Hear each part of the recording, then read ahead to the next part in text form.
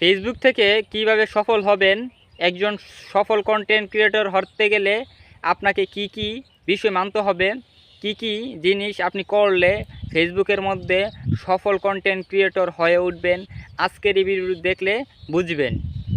Facebook থেকে যদি আপনি সফল কন্টেন্ট ক্রিয়েটর হতে চান তাহলে আপনাকে অবশ্যই হিউজ পরিমাণ ফলোয়ার থাকা লাগবে আপনার পেজ বা প্রোফাইলের মধ্যে।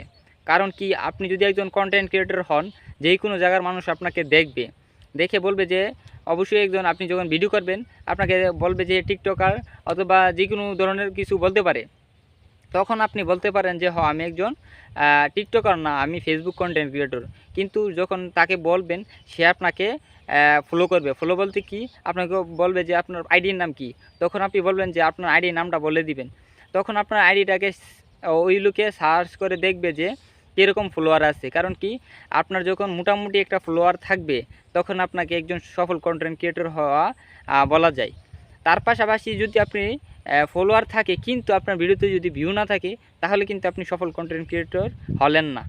সে আপনাকে সার্চ করে দেখবে যে আপনি একজন ভালো ফলোয়ার আছে, যে 10 থেকে 20,000 কি 50,000 পর্যন্ত আপনার ফলোয়ার থাকলো, কিন্তু আপনার ভিডিওতে শুধুমাত্র 1,000 2,000 ভিউ আসে, তখন কিন্তু আপনি একজন সফল কন্টেন্ট ক্রিয়েটর না। তো এখন আপনি কিভাবে আপনার পেজের মধ্যে ভিডিও ভাইরাল করবেন সে বিষয়টি আপনাকে ছোট্ট একটি আকারে বলে দিই। আপনাকে বলতেছি যে অবশ্যই আপনার যে ধরনের পেজ হোক না কেন, আপনি কন্টিনিউ আপনার ধৈর্য এবং কঠোর পরিশ্রম দিয়ে আপনি ফেসবুকের মধ্যে লেগে থাকবেন। কারণ কি, কার সফলতা কখন আসে কেউ বলতে পারে না। প্রত্যেক দিন ভিডিও আপলোড করবেন, আর যারা যারা টিকটকার বলতো আপনাকে, তাদেরকে বুঝিয়ে দিবেন একদিন সফল হয়ে ফেসবুকের মধ্যে সফল হওয়া সম্ভব, কিন্তু আপনি কঠোর পরিশ্রমের মাধ্যমে।